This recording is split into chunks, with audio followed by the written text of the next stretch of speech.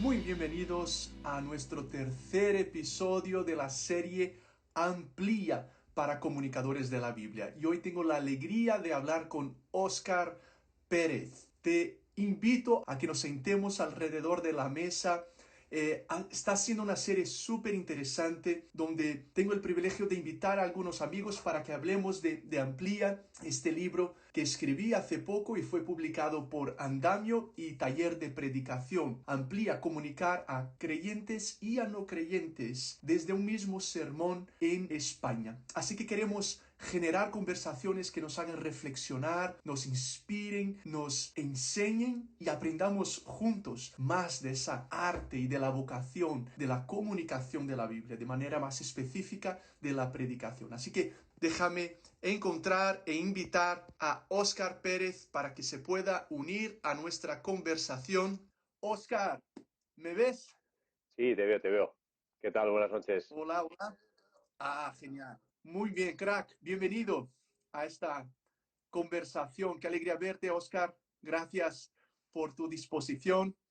Y estoy aprovechando para saludar a la gente que se está conectando, Oscar. A algunos amigos, algunos que quizás aún no conocemos, pero nos mandan saludos. Te animo a que pongas aquí desde dónde te conectas. He visto a gente de Argentina, de Perú, España y otros lugares. También es un buen momento para que invites a otras personas a que sean parte y se sientan con nosotros alrededor de esta mesa. Oscar estaba comentando que eres nuestro tercer invitado a esta serie de conversaciones de Amplía, desde el libro Amplía, comunicar o predicar a cristianos y a no cristianos en España desde un mismo sermón. Y Oscar, quería darte las gracias por tu tiempo. Oscar, muchos lo conocéis, es un crack, como alguien está poniendo aquí, es un amigo, alguien que me inspira, es pastor, es predicador, es profesor y es alguien a quien Dios usa de diferentes maneras en muchos sitios y era una de las personas que quería yo tener el gusto de poder hablar en esta serie. Así que, Oscar, gracias. ¿Y cómo estás? Tú, Valeria, los pequeños. Estamos bien, ¿no? Yo contigo sabes que nunca me atrevo a decir nada porque tienes el doble de niños que yo, entonces no puedo quejarme de nada. Da igual cuántos mocos tengan mis hijos, tú siempre vas a ganar el dedo. Así que, bueno, bromas ¿Qué aparte, va? estoy muy bien, la verdad es que estoy muy bien. La verdad que ha pasado el invierno y ahora que ha salido el sol, la dinámica en casa es más fácil también. Estamos bien, gracias a Dios. Qué bueno. Mandarles un abrazo de nuestra parte. Yo me imagino que los tuyos, como los míos, ya estarán acostados y es un buen horario Sí, para hablar, ¿no? sí, sí, están durmiendo ya. Genial. Bueno, Oscar, vamos a empezar a navegar por las aguas que queremos navegar esta tarde en esta conversación. ¿Qué tal si empezamos a hablar un poco de nuestro asunto con el deseo de que esto pueda ser de inspiración y de ayuda para todos nosotros que no solo disfrutamos, pero nos sentimos apasionados y con esa responsabilidad, con esa necesidad de comunicar la Biblia, de predicarla? Oscar, llevas muchos años haciéndolo y déjame que te pregunte un poco sobre tu proceso de creación, de elaboración de la predicación. Esto no es algo que trato mucho en el libro en sí mismo, pero creo que es algo que siempre nos puede ayudar a aprender unos de los otros. Y tengo esa curiosidad, ¿cómo lo trabajas tú? ¿Cómo te preparas tú cuando tienes que predicar? Pues mira, recientemente hablaba con amigos predicadores sobre este tema y veíamos las diferentes maneras en las que nos acercamos a la predicación o a la preparación de la predicación. Yo no puedo decir que tenga una única manera de hacerlo. De hecho, suelo estar, no soy tan sistemático, suelo huir un poquito como de esquematizarme, no me ayuda. Tengo amigos con los que he hablado que es todo lo contrario, que tener un esquema como muy fijo del proceso les ayuda a prepararse, tanto en los pasos que dar como cuándo darlos, ¿no? Pues el martes hago esto, el miércoles lo otro, el jueves lo otro. Yo no funciono bien así y tengo varias maneras en las que me preparo. Según el tipo de predicación, a veces escribo todo, a veces paso bastantes horas escribiendo. Y en otras predicaciones, sin embargo, me esfuerzo mucho más en hacer como un mapa o un guión casi más es un mapa mental o conceptual que me ayude a entender a mí mismo cómo voy a navegar por ese mensaje, de dónde a dónde voy a ir, ¿no? Evidentemente, en uno o en otro caso, siempre Ujú. paso el principio del tiempo lo paso estudiando el texto, o los textos, o el tema, e invierto bastante tiempo ahí. Con los años he aprendido a como a confiar digamos, lo que es el mensaje propiamente, hasta el final no lo trabajo. A lo mejor puedo estar 3 o 4 días Ok. estudiando, Ujú. estudiando, leyendo, sin preocuparme del mensaje en sí. Porque como que con los años he aprendido, conociéndome a mí como predicador, a que yo necesito tener como mucho más suelo del que luego voy a pisar. A lo mejor luego voy a compartir un 25% de eso, pero yo necesito eso, necesito dominar el tema, ¿no? Estudiarlo en la mayor profundidad que puedo. Y luego cuando acabo la preparación esa o el estudio, también he aprendido a pasar página y ya no volver a estudiar. Es decir, ya le he dedicado 3 días, 4 días, 5 días, lo que sea. Y ahora mi objetivo Ujú. es como he puesto encima de la mesa todo lo que he podido poner, todo lo que el Señor me ha ayudado a ver, todo lo que ahora tengo que construir un mensaje con estos elementos. Y a partir de ahí, y como que trabajo mucho más estructura de mensaje, oración, lenguaje, todo ese tipo de cosas. Pero como digo, no soy tan sistemático, no es que siempre siga el mismo proceso. ¿Cómo lo haces tú? Pues yo en eso me parezco a ti, Oscar. Y yo diría que depende de la ocasión también. Si es que tengo el tiempo, tengo previsión, eh, a mí me gusta verlo quizás como una pirámide invertida, mi proceso. Empezar de manera muy amplia, tratando de absorber todo lo que yo pueda en ese proceso inicial. Exponerme al texto bíblico en primer lugar, leyéndolo varias veces, empezando a meditar, a masticarlo, a mirarlo yo mismo, ¿no? Y en oración, bailar ese proceso inicial en oración. Luego exponerme a, a lo que otros dicen sobre ese texto. Me encanta ir a comentarios bíblicos, lo que estudiosos dijeron sobre ese texto. Una vez que haya tenido ese proceso inicial de orar, de exponerme al texto, ¿no? Pero luego, yo lo que hago, yo tengo una plantilla en Word con algunos puntos, una plantilla patrón que yo uso para cada texto que voy a estudiar a fondo, donde pongo cosas que me llaman la atención, observaciones del texto, ilustraciones que me vienen a la mente, dudas que pueda tener, y todo lo que voy observando lo voy apuntando tal cual, o algo que leo, lo apunto, comentar, lo apunto, y formo como una plantilla de lluvia de, no solo lluvia de ideas, pero observaciones de todo lo que he podido captar en ese estudio. En paralelo, algo que me gusta mucho hacer es escuchar a otros predicadores acerca del mismo texto. Entonces, buscar otras personas que hayan predicado y en los momentos que lo hago, qué sé yo, corriendo o en el coche, estar escuchando predicadores que hablen de ese mismo, o si no, escritos también, sermones escritos, ¿no? Y una vez que tenga todo eso, veo que va como apareciendo una estructura que espero sea expositiva en el sentido de expone, ¿no? El sentido del texto, Uh-huh.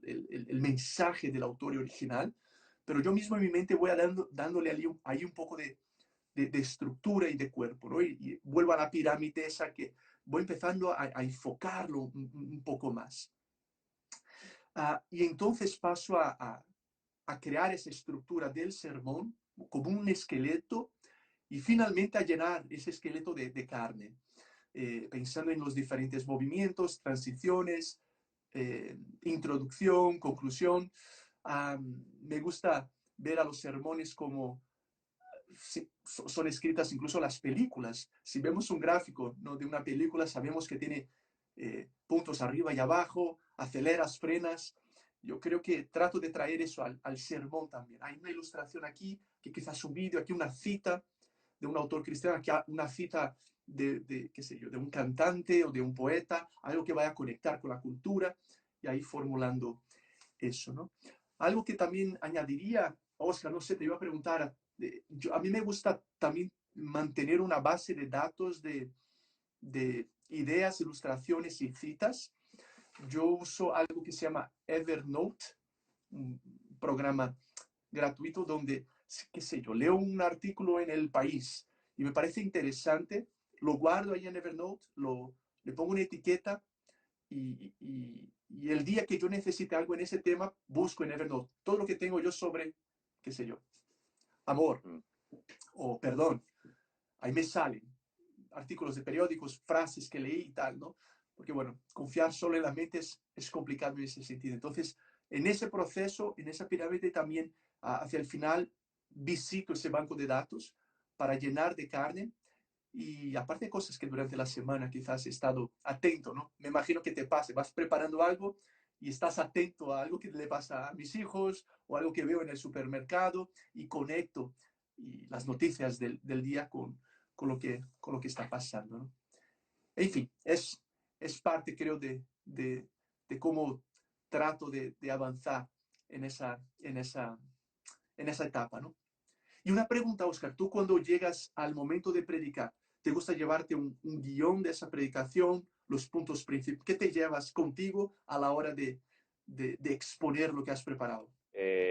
Casi nunca miro lo que me llevo, pero siempre me llevo algo por la propia seguridad que genera, que si en un momento dado no recuerdas cuál es el siguiente paso o hacia dónde vas, siempre puedes consultarlo. Uh -huh. Pero en general, sea que sea un escrito, o sea, una predicación escrita, que cuando la escribo, eh, no la escribo como lenguaje escrito, sino que la escribo con lenguaje verbal.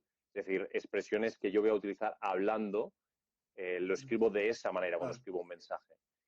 Pero sea que escribo así la predicación completa, sea que me llevo más un guión que parece más una especie de, en el que suelo haber muchas flechas, incluso colores, eh, no suelo consultarlo mucho. Pero como te digo, como no soy muy Ok. sistemático, a veces es un texto escrito y otras veces es como un mapa conceptual. Lo que sí he ido usando cada vez más para ayudarme son los colores. Por ejemplo, cuando llevo un texto escrito, Uh -huh. como a mí me gusta mucho que la aplicación del texto, con la exposición del texto, suelo usar dos colores. Entonces, a lo mejor me marco en rojo mientras estoy exponiendo y si llega un párrafo o dos que son aplicaciones, me lo marco en verde. Entonces, yo Ya. como solo con ver el color ya sé ya recuerdo que hay una aplicación, ya recuerdo, como que los colores me ayudan mucho. Pero como te Interesante. digo, no suelo Bueno, mirarlo luego. claro, claro. Gracias, Oscar. Gracias por contarnos un poco cómo lo haces y ayudarnos a recordar también que al final nos expresamos de maneras distintas, pero aprendemos uno con el otro en, en ese proceso de la preparación, dependiendo de las ocasiones. Seguramente habrá ocasiones que no tienes ni el tiempo para hacerlo, pero también esos muchos años, creo, algunos a veces nos preguntan también cuánto tiempo para preparar un sermón, ¿no? Y entiendo que quizá la pregunta vaya durante la semana y dices, bueno, no sé, 5 horas, 10, 20, pero realmente una predicación es construida desde el día que naciste, o sea, todo tu equipaje, tu historia se refleja en ese momento, lo que hayas aprendido hace 10 años se va a notar, ¿no? Uh -huh. Va a transpirar en ese momento de comunicación. Pero gracias.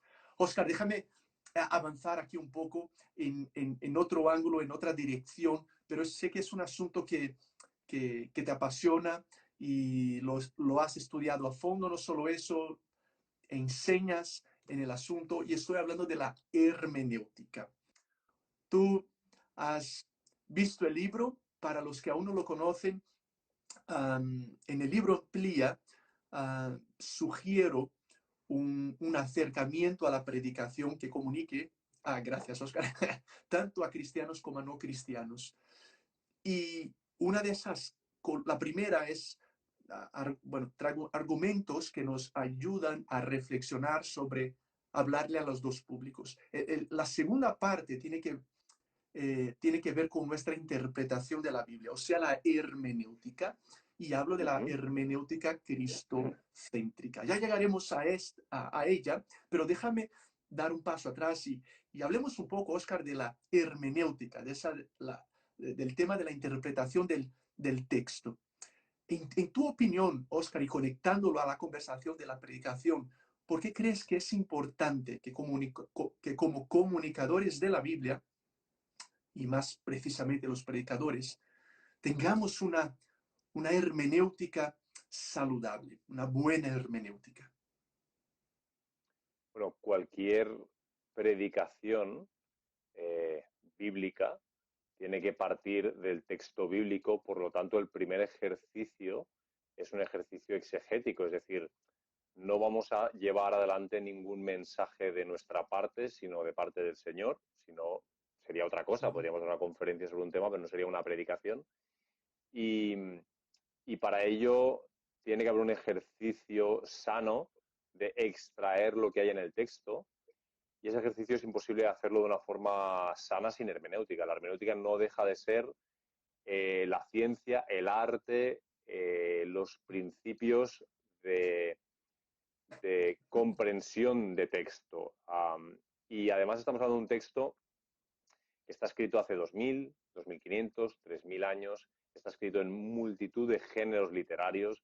No tiene nada que ver intentar predicar un texto legal, jurídico dentro del Levítico, con hacer lo mismo, predicar un mensaje desde un texto poético en Cantares o algo profético de Ezequiel. No tiene nada que ver con predicar los evangelios o una epístola o un texto histórico. Entonces, hay, como sabes bien, hay hermenéutica especial, hay hermenéutica que nos enseña cómo tratar leerlos, cómo interpretarlos. Y cuando nos pasamos por alto todos esos procesos, con facilidad podemos malinterpretar los textos, ¿no? O olvidarnos que ese poema está dentro de un contexto más amplio, y el contexto más amplio es el que te explica la razón de que ese poema esté ahí. Entonces, realmente la hermenéutica no deja de ser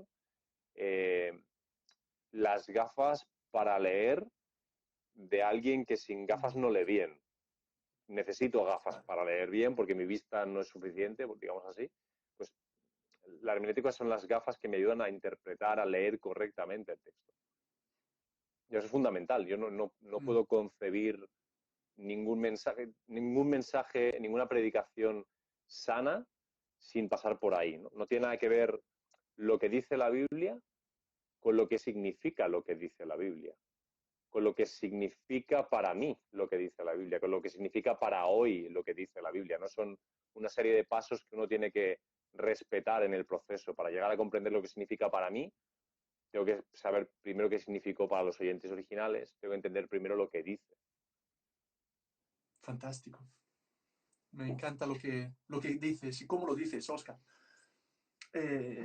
Nos haces pensar en el propósito de la predicación. O sea, ¿qué estamos haciendo cuando estamos comunicando la Biblia de esa manera? Y ese deseo, esa responsabilidad de, a través de nuestras personalidades y de forma relevante a nuestros contextos, transmitir el mensaje bíblico. Y muy bien nos recordabas la realidad de los diferentes géneros, las diferentes literaturas, momentos históricos, autores que nos recuerda que la Biblia no es un libro que leemos solamente, es un libro que estudiamos. Y aquellos que tenemos la responsabilidad de enseñar eh, esas escrituras, ese libro, también tenemos esa responsabilidad de ser estudiosos de ese texto y ser fieles a esa comunicación a través, como bien decías, de la interpretación, de la hermenéutica. Y dentro de esa hermenéutica, Oscar, algo que trabajo en Amplía es la hermenéutica cristocéntrica, o sea, la interpretación centrada en Cristo, que entiendo ser legítima para aquellos que somos seguidores de Jesús y entendemos, como bien dices, que la hermenéutica son las gafas que usamos y de manera aún más específica Cristo.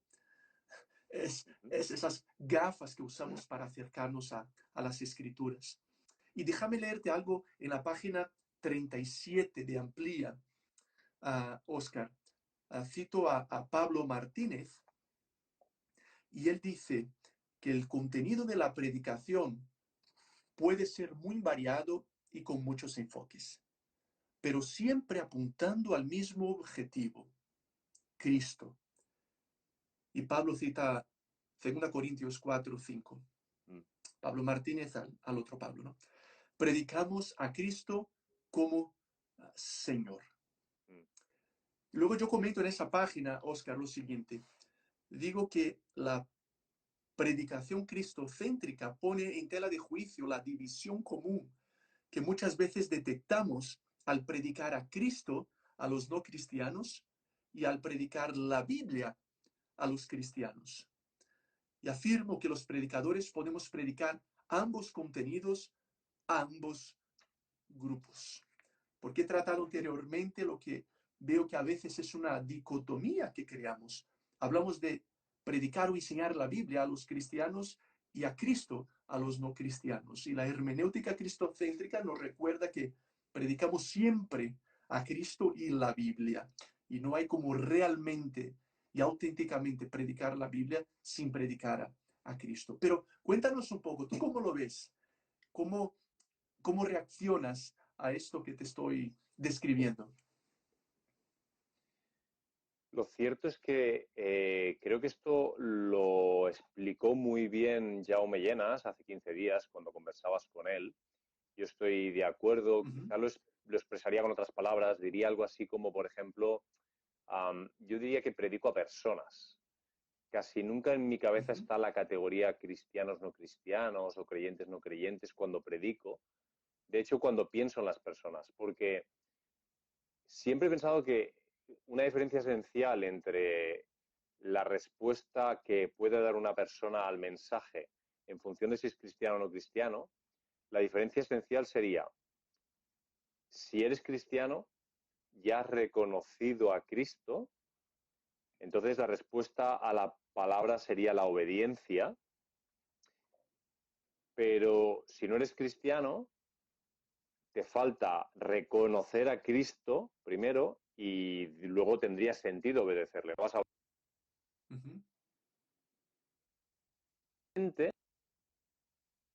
es, este es el mensaje que Dios trae aquí hoy en esta predicación. A través de este mensaje, de esta predicación, Dios está hablando a las personas y les está pidiendo, de alguna manera, reconocimiento de su señorío y obediencia, en un aspecto concreto o de forma general. Entonces, las personas que están sentadas delante escuchando el mensaje, para mí es casi indiferente si son cristianos o no cristianos. Es la palabra de Jesús, la palabra de Dios, y demanda una respuesta o pide una respuesta, inspira a una respuesta a todo el mundo. Entonces, como que yo no suelo pensar demasiado en esas categorías de cristianos no cristianos cuando predico. No me a concretar el mensaje de una manera u otra, ¿no? También una cierta visión de la antropología bíblica siempre me ha ayudado a ver a la persona que tengo delante como un pecador o como un pecador redimido que necesita seguir siendo redimido. Quiero decir, la distancia no me parece tan grande entre unos y otros.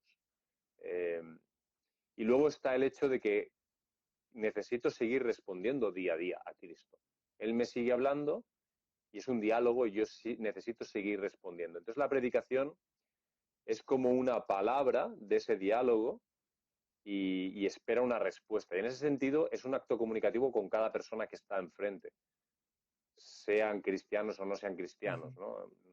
Entonces a mí nunca me ha ayudado especialmente pensar en cristianos y no cristianos, y sí me ha ayudado mucho a predicar de una forma, creo, bastante natural y contextualizada, evitar las categorías.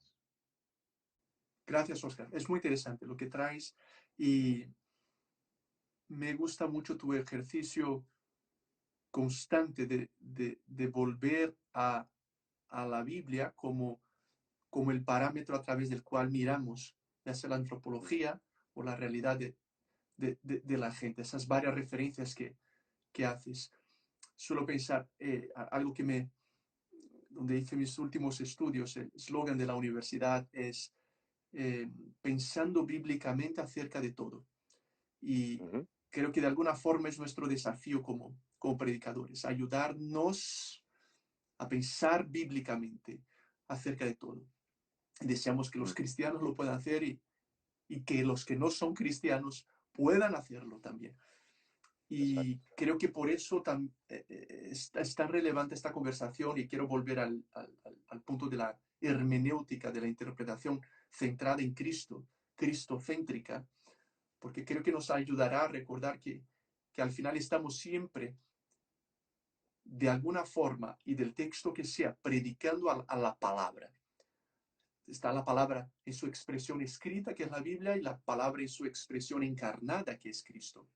Pero como Juan inicia su biografía de Jesús o el Evangelio hablando de que Cristo es el logos o la palabra, y hay un misterio impresionante ahí, ¿no? De que al final toda comunicación bíblica es una comunicación de la palabra, y esa palabra es Cristo, y Él es el, el, el que va a intermediar siempre toda comunicación divina. Y, y rescatar lo que bien decías, tanto de la antropología como el entendimiento de qué estamos haciendo cuando estamos comunicando, ¿no? Y luego avanzando de manera práctica. Entonces, ¿cómo interpreto este texto? Entonces, estoy hablando de David y Goliat, y aquí quisiera yo escuchar un poco cómo lo trabajas tú. Si estoy hablando de David Goliat, por ejemplo, un texto en la primera parte de la Biblia, Antiguo Testamento, pre-Cristo, puedo hacer una buena hermenéutica entendiendo lo que está pasando en ese momento de la historia, lo que el texto significó para los primeros, no solo lectores, pero en su mayoría los que escuchaban el texto, y aplicarlo directamente a mi vida.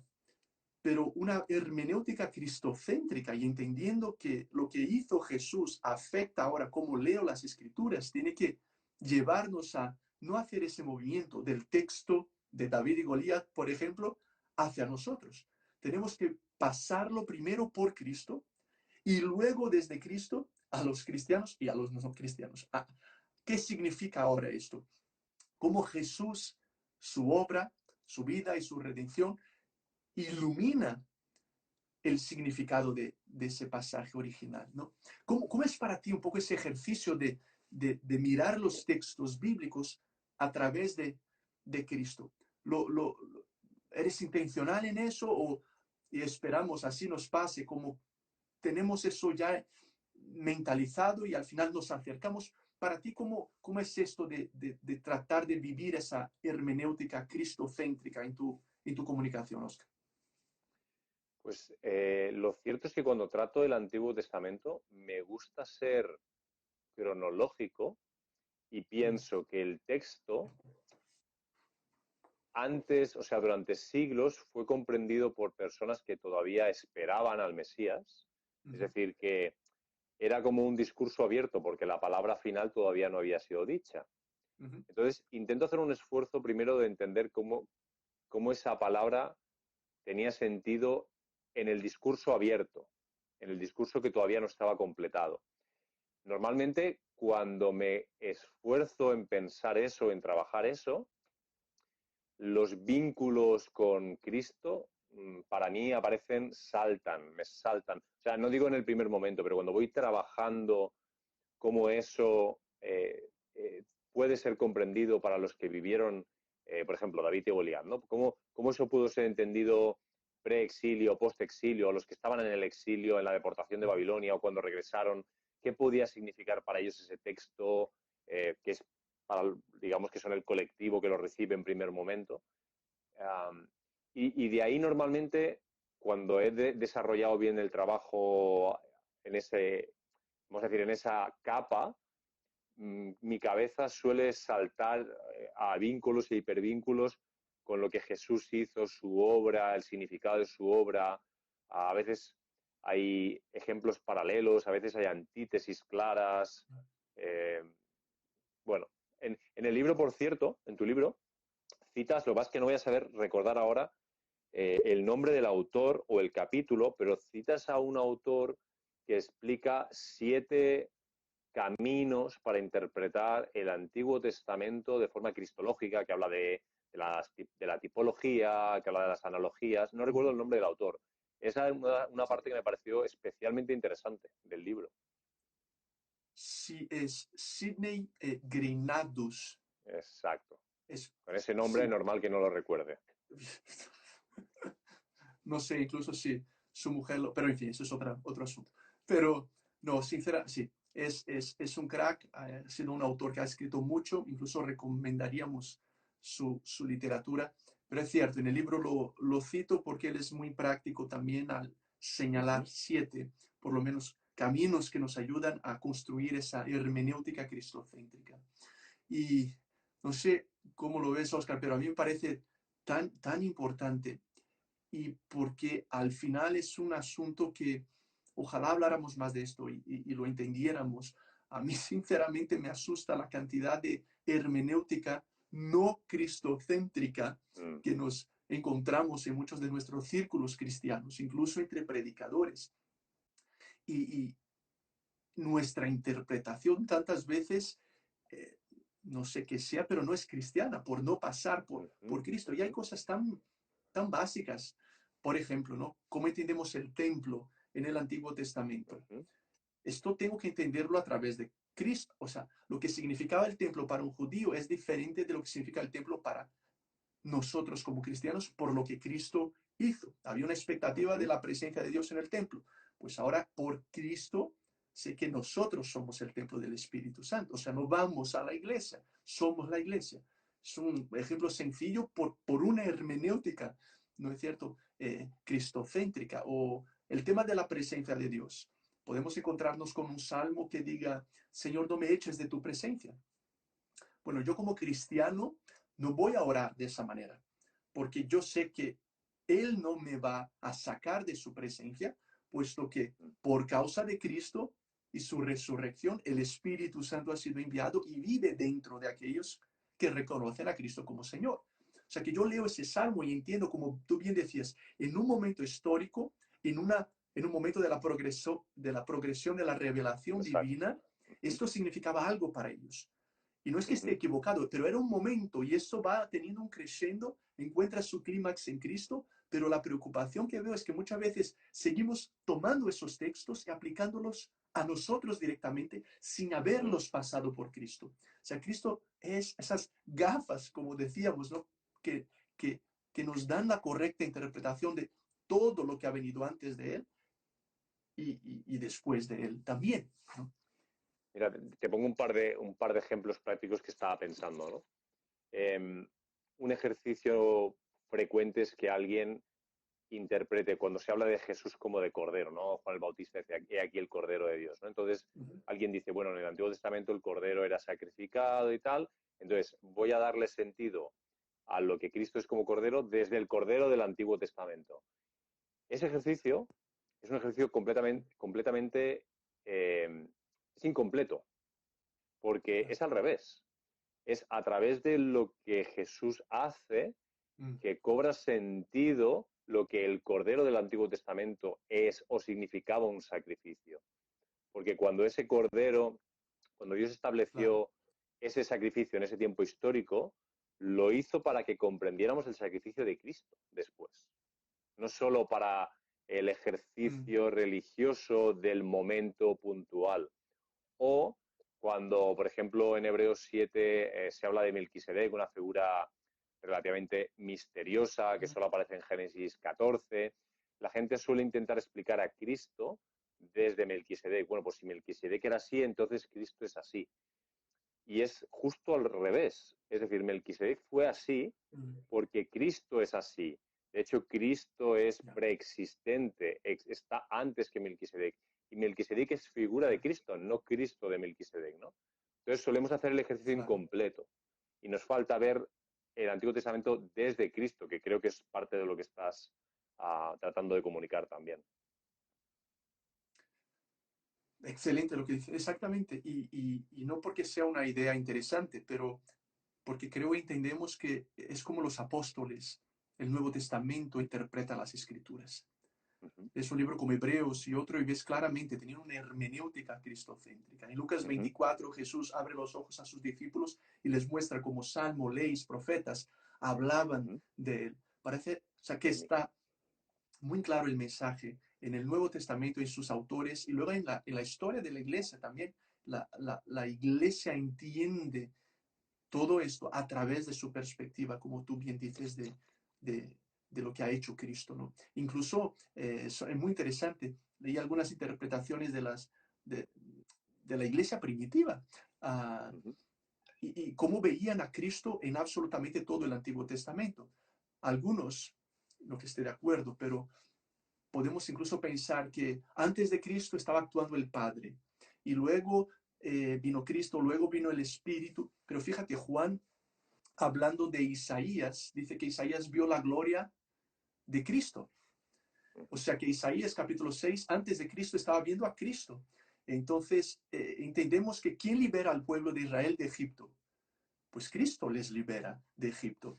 Y el Padre también, el Espíritu también. Pero no hay indicio bíblico para decir, no, primero era el Padre y luego, pues es el Dios triuno, esa Trinidad, ese Dios en tres desde siempre y para siempre. Claro que en algunos momentos, como es el Hijo, lo vemos de manera clara, o el Espíritu, pero Cristo está actuando y, y eso es fascinante.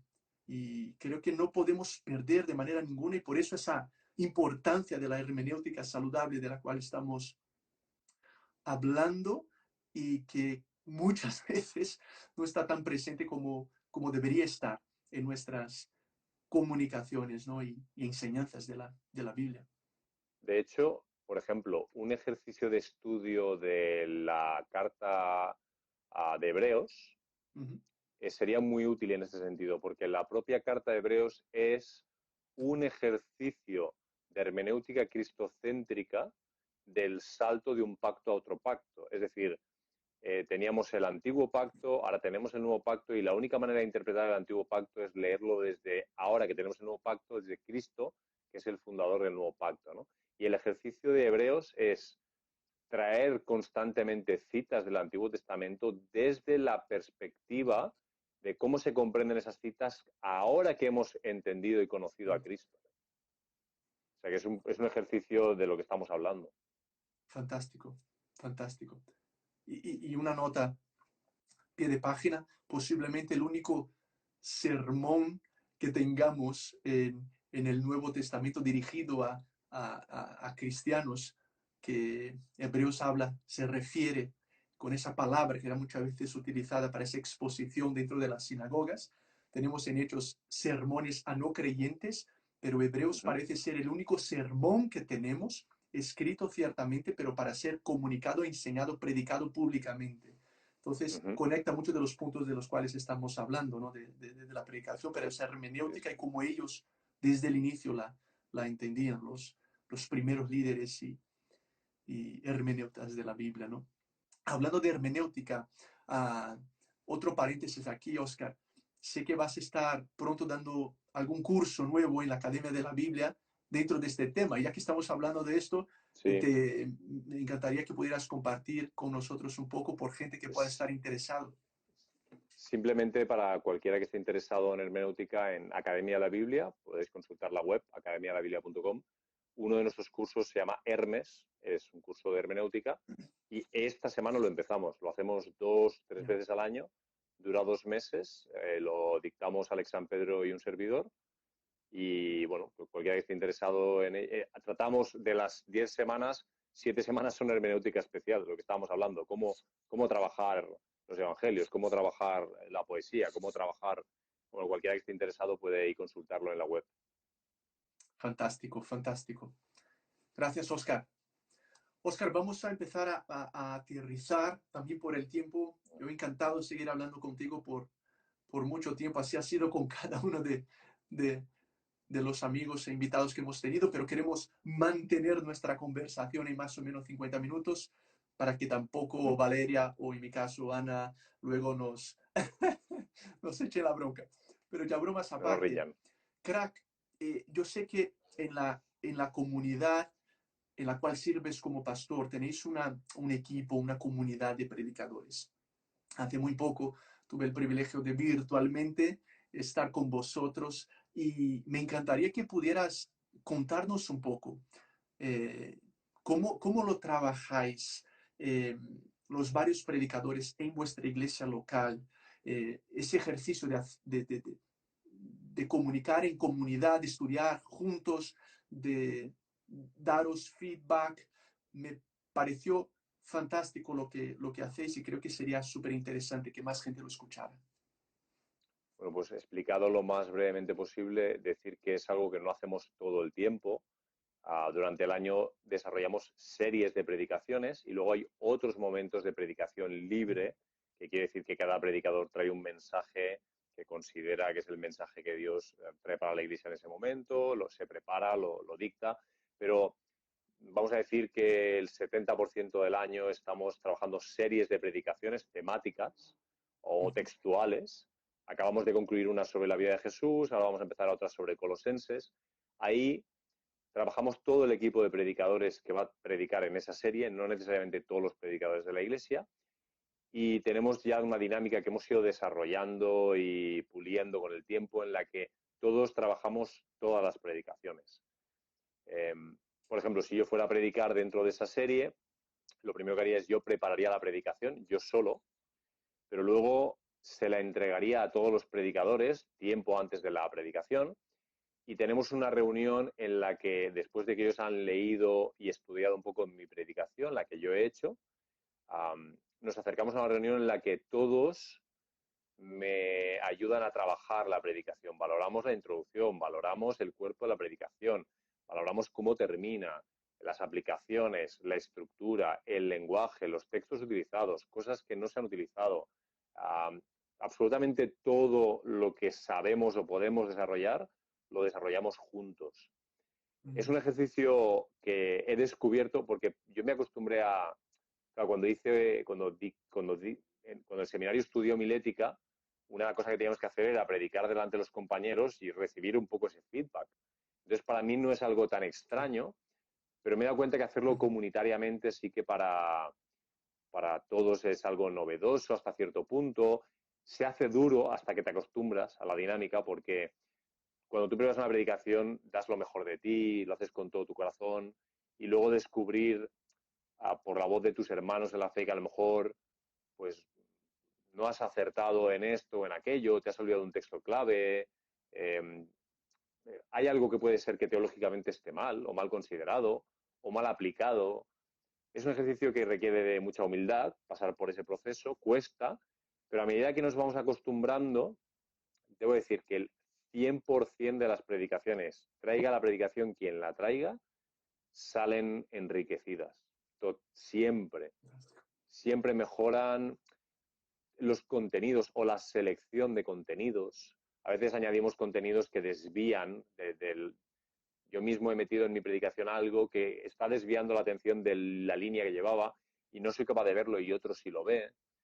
Hay muchas áreas en las que la predicación suele mejorar. Mejora mucho casi siempre en la aplicación, que es veo que nos cuesta mucho encontrar la manera de aplicar de forma apropiada.